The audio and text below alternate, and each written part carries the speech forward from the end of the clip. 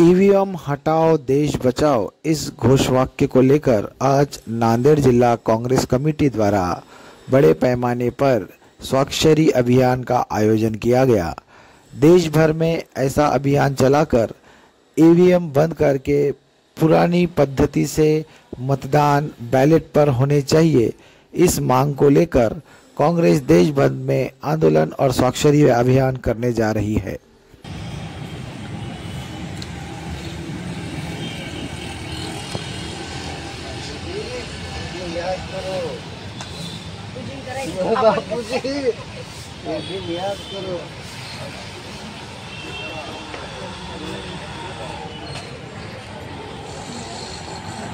कांग्रेस पक्षाचा ईवीएम हटाओ ईवीएम हटाओ देश बचाओ ईवीएम हटाओ देश बचाओ ईवीएम हटाओ देश बचाओ कांग्रेस पक्षाचा कांग्रेस पक्षाचा ईवीएम हटाओ देश बचाओ ईवीएम हटाओ देश बचाओ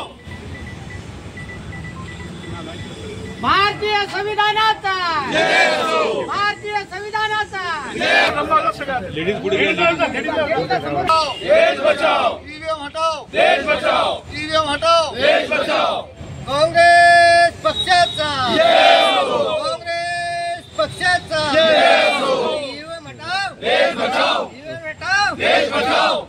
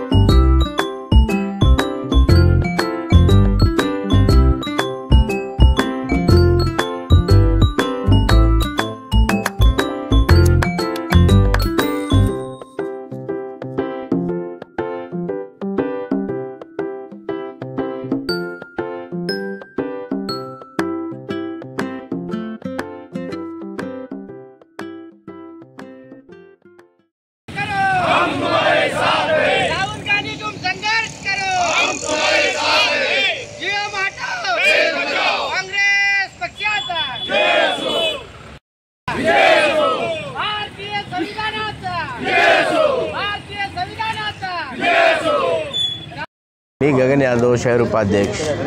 आंदोलनाच्या बारेमध्ये हेच बोलायचं आहे की जनताचा मॅन्डेट एक राहिले आणि भाजप मशिनीमध्ये गडबड करून मॅन्डेट घेऊन बोगस सरकार करून 10 वर्षापासून राज करायला महाराष्ट्रात, आणि हे राज कुठेतरी बंद व्हावं बोगस।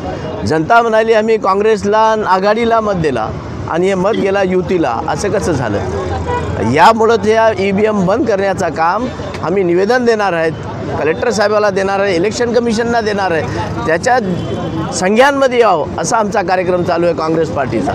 आणि जनता एक बोलाली आणि मत एकीकडे चाललं। 25% फिक्सिंग जसे इलेक्ट्रिक मीटरमध्ये होते तिथं बसल्या बसल्या मीटरची रीडिंग होते, तसलीच या मशीनमध्ये फिक्सिंग केलेली आहे। 25% मताचा विभाजन त्यानं भाजप पार्टीला करून टाकल्या। कोण्याही पक्षाला वोट मारा, 10 मधून 2 वोट भाजप पार्टीला चालले, असं एक कॅल्क्युलेशन त्यांना फिट केलेलं आहे। आणि फिट केल्यानंतरच हा हार आघाडीची हार झाली, अशी हार होऊ शकत नाही। 4 महिने पहिले यांचा स्ट्राईक रेट होता 30%, आता 100 कसा झाला 4 महिन्यात? हे ऐकायची आणि सोचायची गोष्ट आहे की असं कसं झालं। EVMचा घोटाळा आहे, ये इलेक्शन कमिशनने याच्यावर ध्यान द्यावं आणि जे बी आपली सरकार आहे हे बोगस सरकार बनलेली आहे, हे मतावरून निवडून आलेली सरकार नाही। मी गौतम शिरसाट, काँग्रेसचा जिल्हा महाग सरचिटणीस होतो आणि आता काँग्रेसचा ज्येष्ठ कार्यकर्ता म्हणून मी काम करतो आहे। आज देशाचा निकाल पाहता एकतर्फी निकाल लागलेला आहे। EVM मशीन हटाव देश बचाव हा आज आमच्या काँग्रेस पक्षातर्फे राबवण्यात येत आहे योजना आणि महाविकास आघाडीच्या तर्फे तसेच संघटना जे काही विरोधी पक्ष आहेत ते सुद्धा या EVM मशीन हटाव या मोहिमेमध्ये सगळे राबवत आहेत सगळे सर्वत्र आणि आम्ही पण काँग्रेस पक्षाच्या वतीनं आज राबवत आहोत। जो काल खरडा प्रकरणामध्ये EVM मशीन हटाव आणि बॉलेट पेपरवर मतदान घेण्याचं जो ठरवलं होतं तिला गावकरी लोकांनी, तिथं आज आचारसंहिता लावलेली आहे। तिथं लोकांवर 200 लोकांवर गुन्हे दाखल करायचे आहे। जर हे सत्य असतं तर या निधीला वोटिंग होऊ दिलं असतं असं आमचा या देशाच्या नागरिकांचं मत आहे आणि इथून पुढेही राहणार आहे। EVM मशीन हटवून आम्ही बॉलेट पेपरवर मतदान करणार आहोत। ठिकाणी होत आहे हे सरकार लोकांचं सरकार नाही आहे, हे EVMचं सरकार आहे। म्हणून आज काँग्रेस पक्षाच्या वतीनं EVMच्या विरोधामध्ये साक्षरता मोहिमेचा शुभारंभ ह्या ठिकाणी करण्यात आलेला आहे आणि मोठ्या प्रमाणामध्ये लोकांचा ह्यांना प्रतिसाद भेटत आहे। आज जरी सरकार स्थापन होत असेल तरी आज लोकांमध्ये कुठेही उत्साह नाही आहे, पण आज काँग्रेस पक्षाच्या वतीनं जी मोहीम ह्या ठिकाणी राबवण्यात येत आहे यांना चांगला प्रतिसाद जनतेमधून मिळत आहे। ह्याचाच अर्थ असा आहे की हे सरकार EVMवर आलेलं आहे, त्यामुळं येणाऱ्या कालावधीमध्ये EVM हटवून बॅलेट पेपरवरती मतदान झालं पाहिजे अशा पद्धतीची काँग्रेस पक्षाची मागणी आहे आणि त्या मागणीच्या दृष्टिकोनातून आम्ही पुढे जात आहोत। प्रदेश काँग्रेस कमिटीचे अध्यक्ष आदरणीय नानाभाऊ पटोले यांच्या आदेशानुसार आणि काँग्रेस पक्षाच्या आदेशानुसार आज पूर्ण महाराष्ट्रभर EVMच्या विरोधामध्ये आंदोलन 5 तारीख ते 20 तारखेपर्यंत करायचं ठरलेलं आहे। त्या निर्देशानुसार आज महात्मा गांधी पुतळ्याजवळ प्रदेशचे आमचे केदार पाटील सोळंके, आमचे कार्याध्यक्ष बालाजीराव चव्हाण, पूर्ण दलित वंचित आघाडीचे आमचे अध्यक्ष हे सर्वजण मिळून काँग्रेसचे पूर्ण पदाधिकारी, जिल्हाध्यक्ष आणि पूर्ण पदाधिकारी मिळून सगळ्यांनी मिळून आज गांधी पुतळ्यापाशी आम्ही स्वाक्षरी मोहिमेचं आंदोलन सुरू केलेलं आहे। EVM हटवता आहेच, पण याच्या पुढच्या जे निवडणुका होतील त्या बॅलेटवर पेपरवर घ्याव्यात ही सर्व म्हणजे आघाडीच्या राष्ट्रवादी शरद पवार गट असतील, उद्धव साहेबांचा गट असेल किंवा काँग्रेस पक्ष आपली सगळीची मागणी ही आहे याच्यापुढे बॅलेट पेपरवर निवडणुका घ्याव्यात आणि EVM घोटाळा हे सर्व भारताच्या लोकांना आणि महाराष्ट्र लोकांना सर्वांना माहिती आहे की EVM घोटाळ्यामुळेच हे युतीचं सरकार आलेलं आहे आणि हे सरकार खोटारडं सरकार आहे। आज देवेंद्र फडणवीस जरी शपथ घेत असले तरी जनतेला माहिती आहे की हा खोटे माणसं खोटं सरकार हे आमचा सर्वांचा आक्षेप आहे, म्हणून आम्ही त्याचा निषेध करतो।